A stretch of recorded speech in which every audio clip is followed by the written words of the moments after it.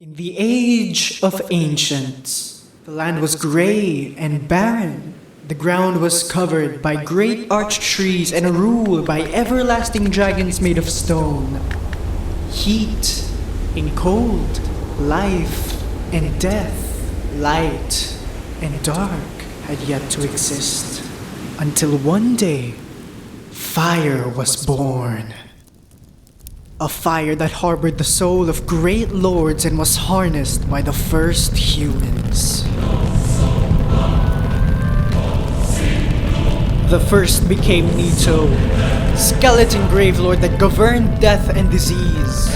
Then the witch named Izalith and her daughters of chaos.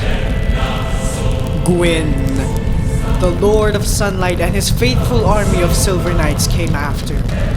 But then, the ever-so-forgotten furtive pygmy. Against the other Lord Souls, the pygmy stood weak, but it's through its descendants that it shall one day shake the very cycle that the world lays its foundation upon. With the power of the Lord Souls, Gwyn led the others and challenged the everlasting dragons. They hurled great spears of lightning, spread disease and miasma, and weaved spells of great fire that charred the very lands the dragons were slain.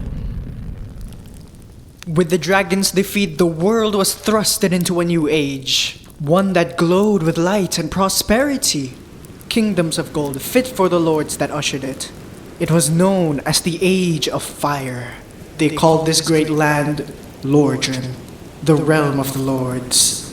The Age of Fire would thrive for eons, and those living would bask in its warmth.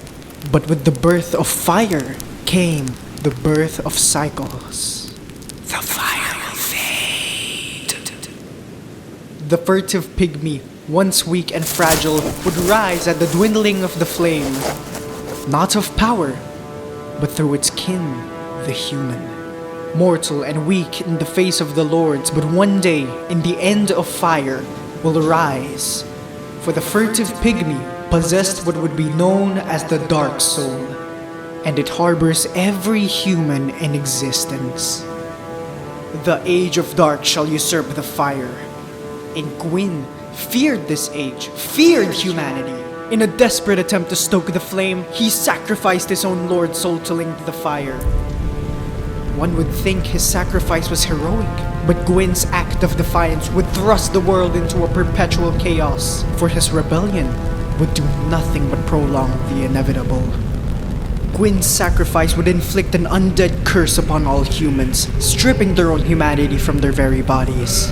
The world would slowly crumble, and laws that govern the lands would cease. Timelines and lands clash and converge, and a consuming darkness known as the Abyss strengthens from deep beneath, consuming all that the light touches. Undead humans caught by this chaos shall slowly be drained of their humanity, and once gone, will be left as hollows. Decaying corpses that cannot die nor speak. Purposeless, directionless, emptied of any aspect or element that made them human.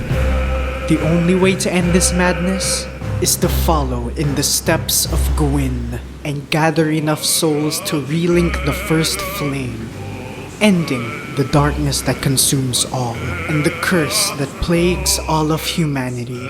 That is your quest as the chosen undead of Dark Souls, to follow a prophecy conjured by a lord that feared the cycles of life and death, to prolong an age he selfishly sought to protect.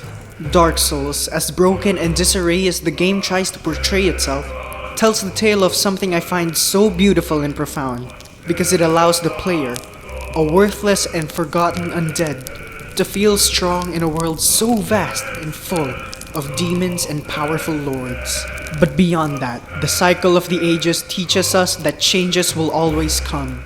In a world so dynamic and wide, it's impossible for us to maintain the status quo. Are we going to learn to move on and accept the harsh reality we live in, or allow ourselves to be swept up and lose ourselves in the process? Be safe, friend, and don't you dare go hollow.